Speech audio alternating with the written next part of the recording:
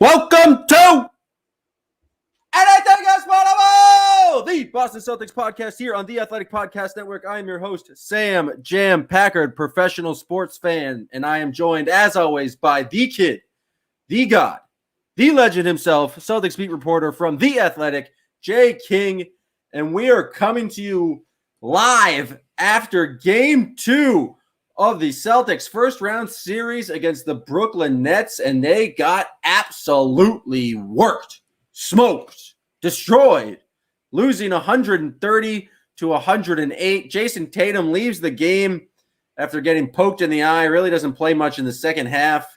And Jay, the Nets are very good and have Kevin Durant and James Harden.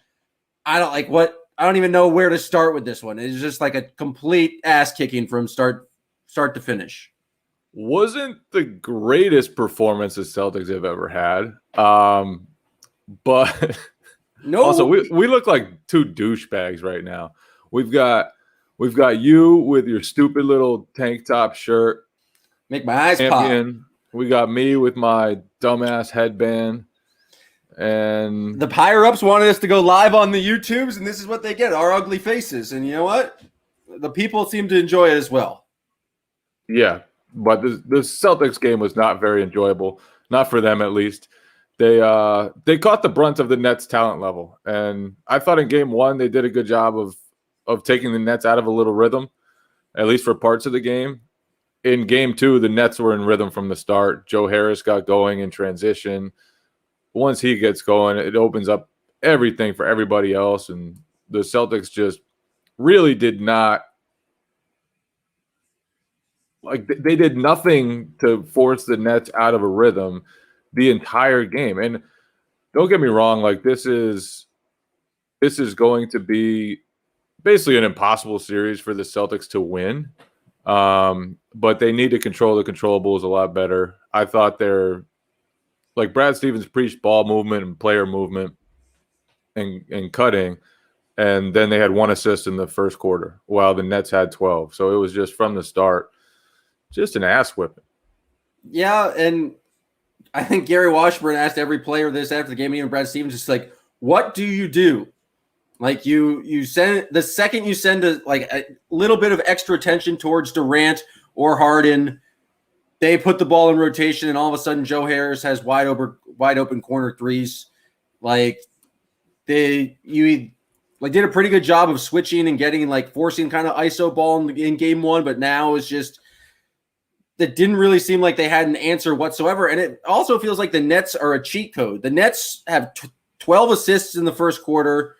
Win that quarter 40-26. Joe Harris hits 4 threes. James Harden doesn't even take a shot attempt.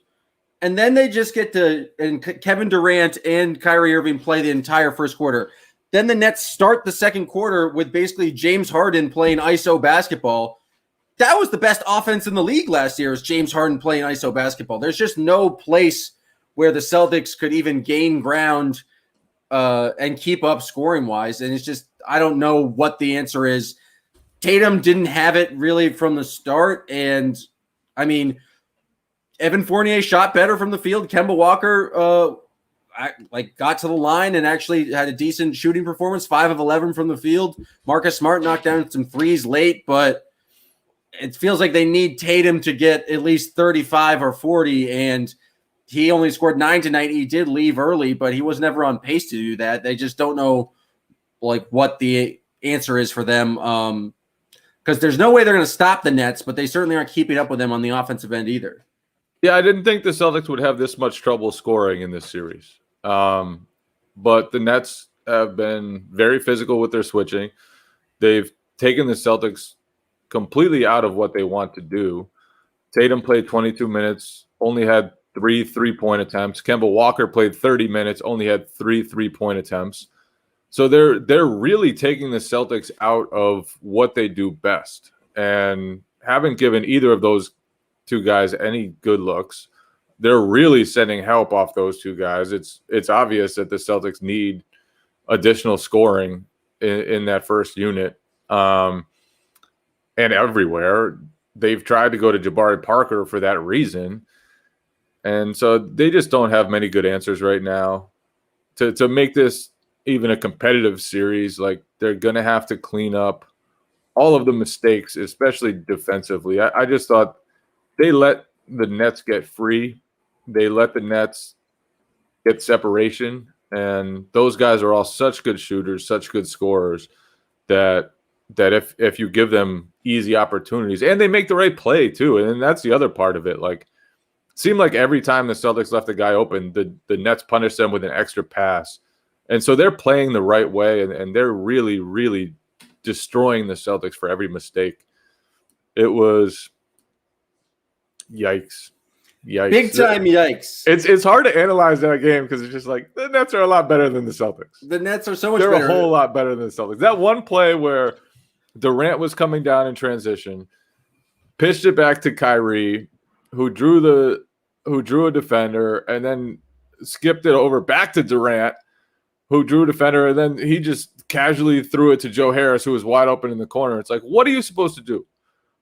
If you're not back in transition, they just have so many options that you need to sell out to stop.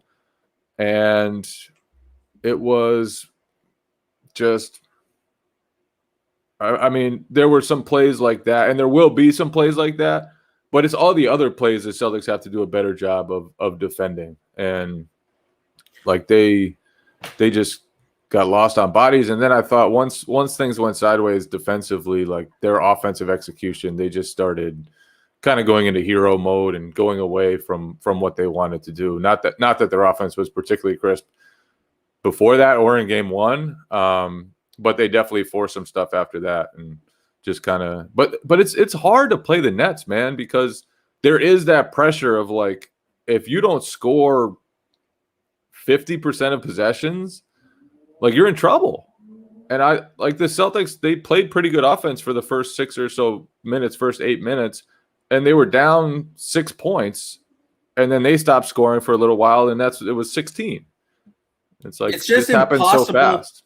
It's impossible to stop them in transition, just and pick up every single body and just not leave anyone open. You want to shade a little bit towards either Kevin Durant or James Harden, but it leads to wide open shots. And you're right. The key to beating the Nets is just not missing any shots, because if they can get out in transition, they're absolutely lethal.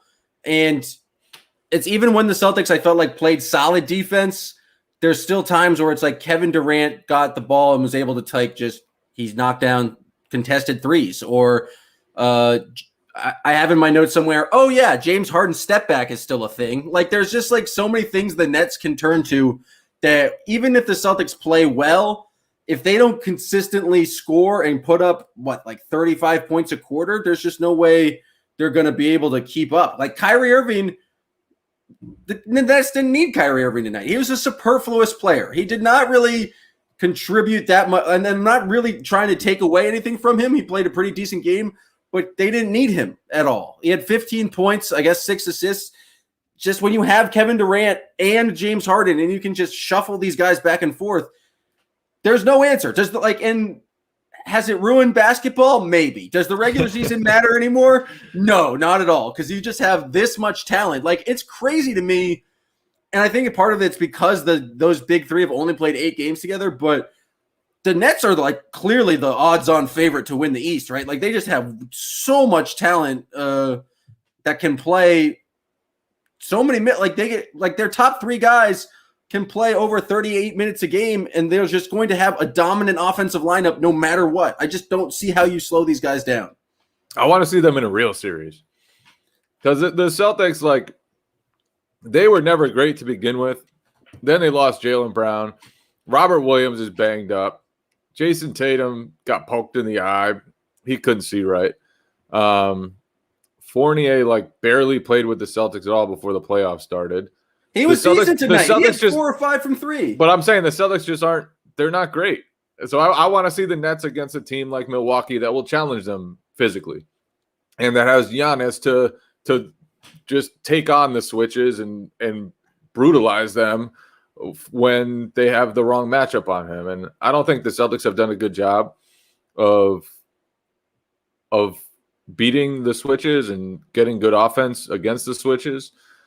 But the Nets have done a really good job. Like, their defense has been much better than I thought it would be in this series. They have locked in. And then in tonight's game, like, all of a sudden Blake Griffin is dunking on dudes again. I didn't expect simple give and goes. I didn't expect too much of that. Lead to Blake Griffin dunks. Like, that's just, they were passing the ball like very well. It seems to be locked in. You put some talented basketball players on the same court, they seem to be doing well. And it's like, it's not even that frustrating from a Celtics fan's perspective. Like, I know NBC Sports Boston, or people are like killing the Celtics, like, oh, they didn't have enough heart, like they didn't compete. I don't think they tried yet. Like, yes, they made some mistakes, but mistakes happen. They're just playing against a far superior and more talented team, and they have to play the absolute perfect game for them to win. And at no point over the season have the Celtics played a perfect game. It's like the entire year, the Celtics have played poorly when they don't have Jaylen Brown or like one of their stars. They don't have Jaylen Brown, they're going to play poorly.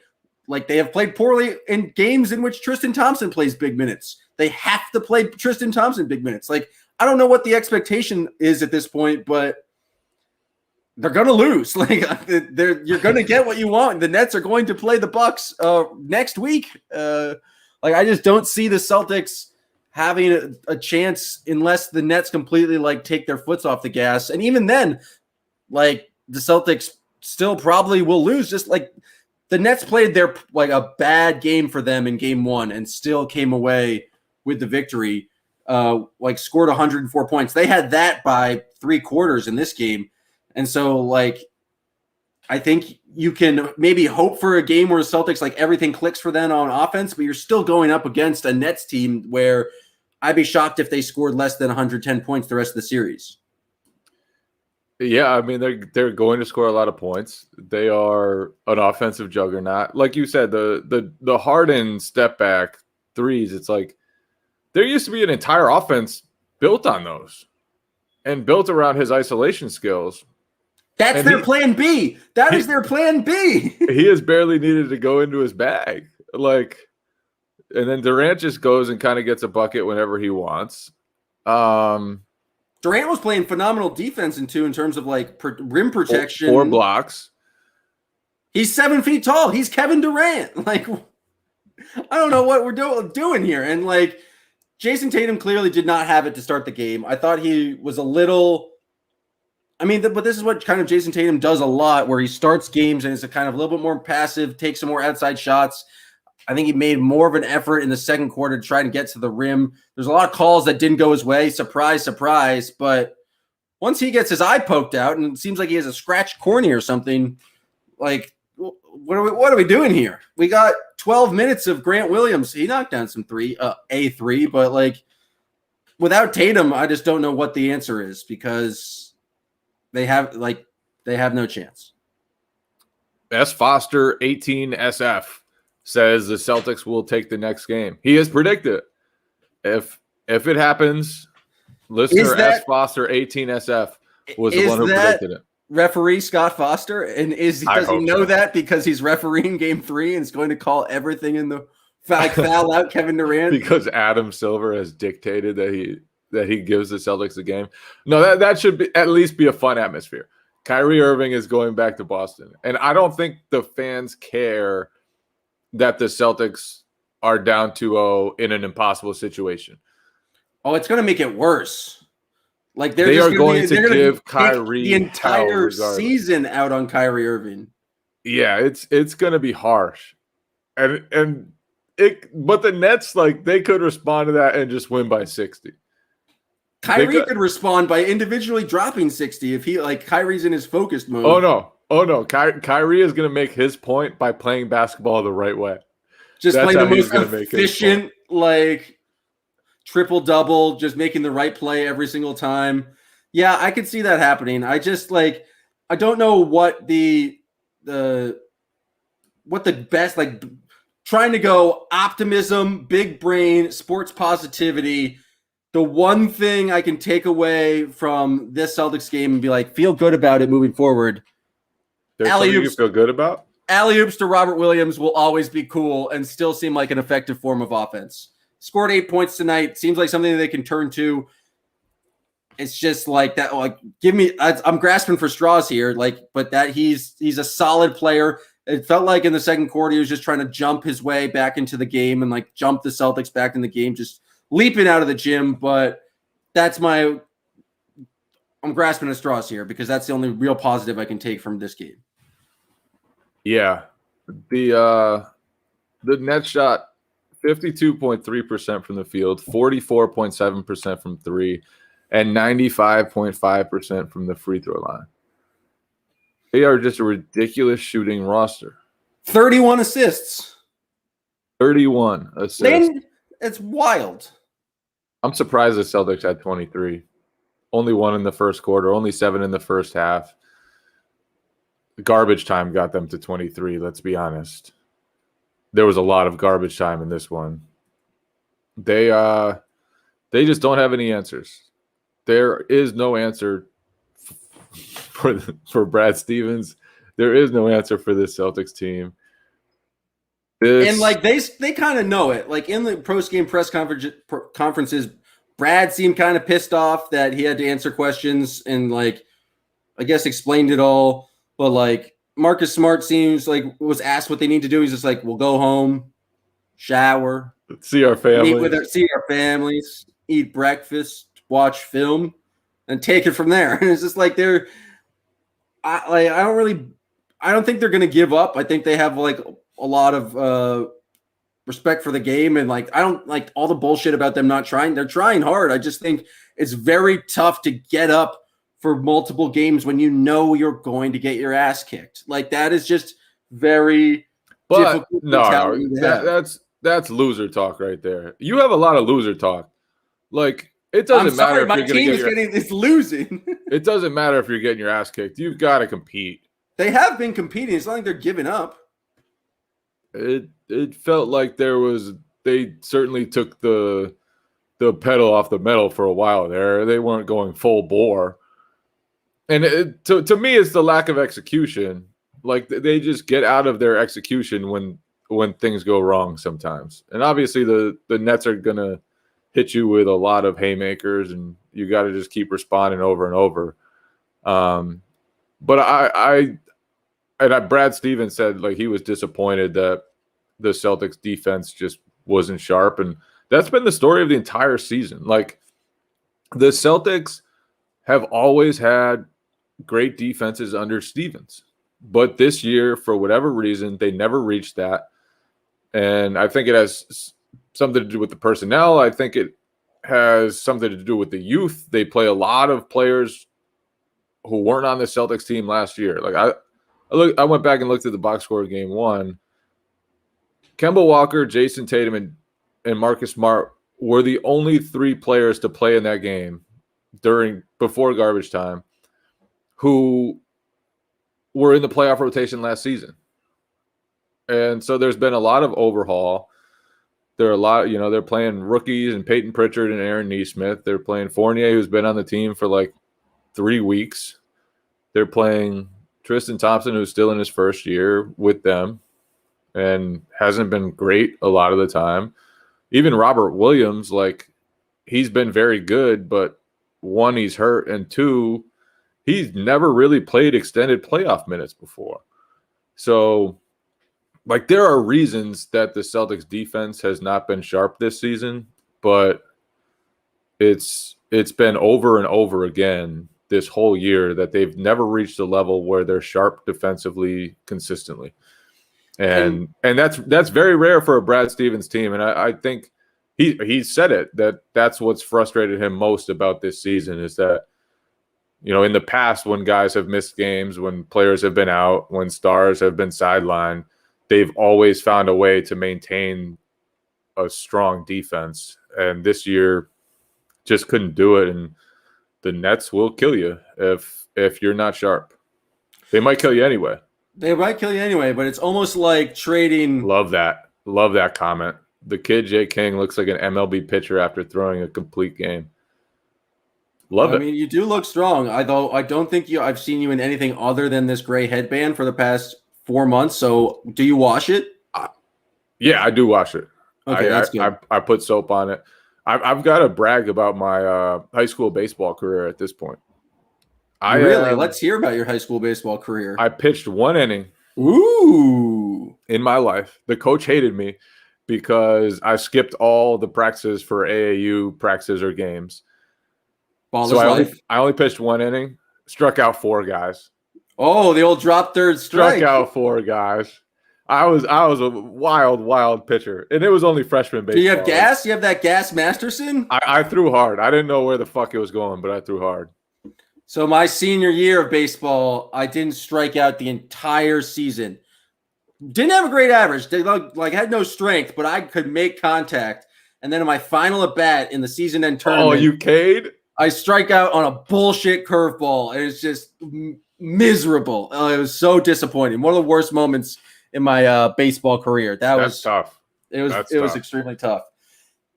I mean, getting back to the Celtics defense, what do you do? Like is Kemba Walker a plus defender? No. Is Evan Fournier a plus defender? No.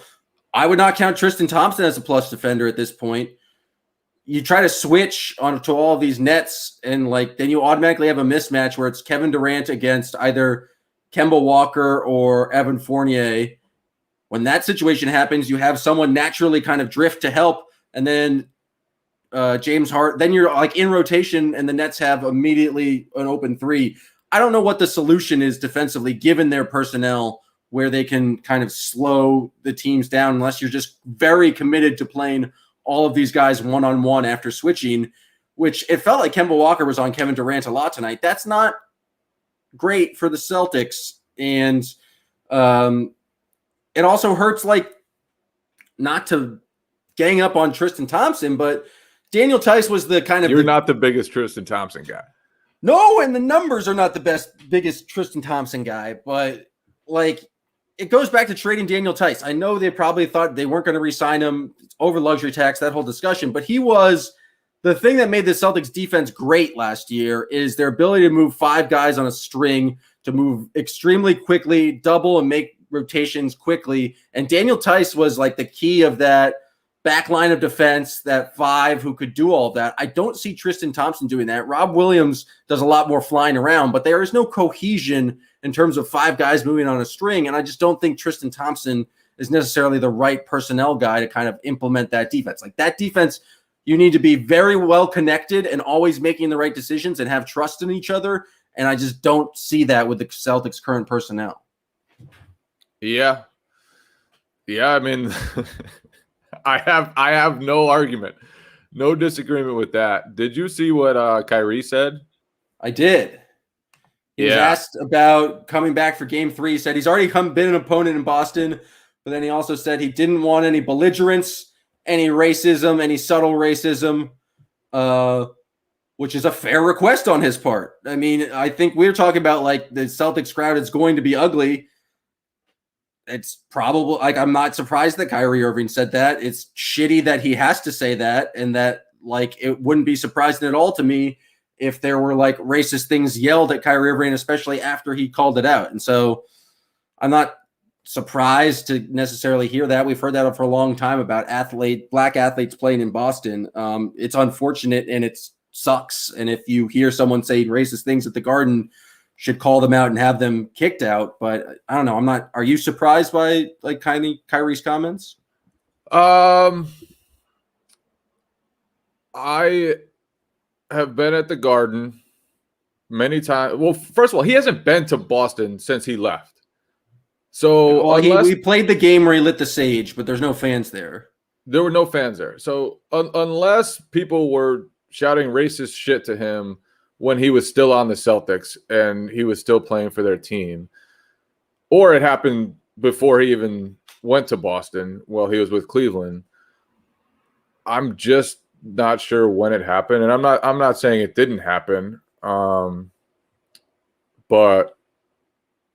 people, there are legitimate reasons for the Celtics fans to not like Kyrie Irving. And boo the hell out of him. It's but boo it in a fun, this is sports way, instead of just a shitty, I'm a jackass, I have to be furious with everyone way.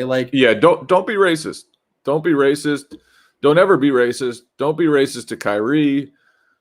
Don't be racist. Don't make it like personal. anyone. Just boo the man every time he touches the basketball and have a good time, and then laugh when he gives you 50 points. Like I think he's going to rise to occasion. It's just, it's going to be very interesting to see what the environment is on Game 3 with his first game back, and then Game 4 when it's going to be close to full capacity. I think the Celtics have to hope that maybe the hometown crowd can push them to a win, but again, at this point, it's not likely. I think we've had enough. I have no more things to say, so we're going to wrap this episode up with a very fun segment we like to call the Poddable Six Pack. This is where Jay and I pick out the six. I always say most important things, but oftentimes the Poddable Six Pack is filled with nonsense. So it's just the six things that Jay and I want to make sure you took away from this basketball game. Jay, I will let you go first and get the first pick in the Poddable Six Pack. I am going with Evan Fournier calling Kevin Durant a bitch. Hell yeah. There is no other option for that. There's something glorious about being down 20 and calling a guy a bitch. I've been there before. I have been on the court, frustrated with everything. You get into it with an opponent. Sometimes he's a lot better than you. And sometimes you're just pissed off. And so Evan Fournier called Kevin Durant a bitch. I appreciated it. I respected it. When you're down, you shouldn't be happy. And so I respected Fournier's competitive spirit in that moment. Yeah, and it's just fun to – a little beef in that game. It needed something. It could have been a little bit more exciting, but I agree. Shouts to Fournier for increasing the beef content in Game 1. I'm going to go with Marcus Smart's third quarter. Very sneaky, 19 points in that quarter, 5 from 7 from deep. The only reason – I mean, the game wasn't even close. The Celtics hit 5 threes in 2 minutes and we're still down by 24. But, I mean, Marcus Smart is good for a crazy three-point shooting game once the playoffs. And as soon as Tatum went out, it's just like Marcus Smart was like, all right, hop on my shoulders, boys. I'm shooting us back into the game. 5 of 7 from deep, 6 of 10 from the quarter, 19 points. I think he deserves a lot of credit for knocking down all of those threes. Yeah, that's good. You got another pick, bro. I already mentioned it, but Time Lord alley-oops, very cool. Time Lord thunderous putback dunks. The man's an elite leaper. He has much more gravity. He's better than Tristan Thompson. I hope they extend him this offseason. That's I'm sure a conversation we'll have later, but Time Lord rocks. I'm going to go with We Want Taco Chance in Brooklyn. When he's inactive. Just wholesome content. He was inactive. The fans still loved him. But that's the type of game it was, like Nets fans calling for Taco. Because we needed something. The fourth quarter was so boring. In the fourth quarter, I just said I have no notes. I am done. There's nothing more relevant about this game. Carson got a little hot. Carson did not knock down did some fancy Should have put passing. that in your notes. I stopped taking notes. I'm glad you're here to keep us making sure we're monitoring the fourth quarter. And then my other pick, Brad Stevens' challenge. Awful. It was so bad. It was in the first quarter, right? It was either first quarter or early second. I think it was early first quarter. Early second. Early second. And Robert Williams clearly fouled James Harden on an and-one three-pointer. Even if he hadn't fouled him, the shot went in. So it would have counted, right? And so Stevens just wasted his challenge and very early. Not that it fucking mattered. And he was probably trying to shift the momentum a little bit. Just kind of. Would that even shift the momentum? Like with the whole Celtics team, they win that challenge, they all go, yeah! And then like suddenly they have a burst of energy and they like go on a 12-0 run. Yeah, does that really do anything? That was a tough challenge. Absolutely tough challenge. I'm going to go for my final pick. It's just Joe Harris hitting, how many threes in the first half? Like, he's got to eat like fantastic basketball life where all he has to do is hit wide open jump shots. And like, he's professional. He's elite at it. It's like they built a team. Like Joe Harris is an elite 3-point shooter. And then he got to join a team that got assembled around him that just needed elite 3-point shooting. Like the role and the system perfectly developed right around Joe Harris. And he absolutely crushed the Celtics. And there's nothing the Celtics could do. Joe Harris, it was 19-13 at one point, about like 7 minutes left to go in the first quarter, and they came out. It was turnover, Joe Harris 3, turnover, Joe Harris 3, turnover, Joe Harris layup, and just Joe Harris, man. He's 3-point champion, quite good at basketball, and just living his best life right now. Joe Harris, the man can shoot the piss out of it, man. He really is a cheat code for them. Like, it's just, if they already have a cheat code, and he's a cheat code on top of a cheat code. They have 3 other cheat codes, and then, but like, you could help off other guys if he didn't exist. Like, if they just had even normal shooters, like pretty good shooters, but he's the best percentage 3-point shooter in the entire league. So pretty good. Yep, cheat code. All right, is that wrapped it up? Anything else in your notebook, Jay King? He wants to know, is this the Marcus Smart game? I don't think that was the Marcus Smart game. I think that was just normal Marcus Smart. Whenever the Celtics are down 20, he's good for a flurry because he's not going to surrender. And he always seems to hit a bunch of threes when they're down. There will be a Marcus Smart game when it's actually close. I don't know if it'll matter, but there will be a Marcus Smart game. Will it actually be close over the next 2 games? At least in the first or second quarter. All right. So, yeah, I mean, this is the Marcus Smart game only because Marcus Smart's not going to have an opportunity to make some winning plays and actually have it be the winning Marcus Smart game. So I think you have to take his 19-point third quarter. All points he scored came in the third quarter. I think that is the Marcus Smart game. I don't know if this necessarily going to have another chance to win, but that's going to wrap it up from us unless you got anything else. Jay, Celtics lose 130-108. The next game is Friday night. We'll be coming to you again live after that game. Who knows? We may even throw in a podcast midweek if there's more things to talk about. Thank you guys for joining. Everyone here live on the YouTubes. We'll be doing this from now on. Every podcast will be here live on the YouTube channel. So make sure you subscribe and subscribe to the podcast. Rate it 5 stars. Do all those things podcast hosts tell you to do. And thank you for listening to this episode of Anything Else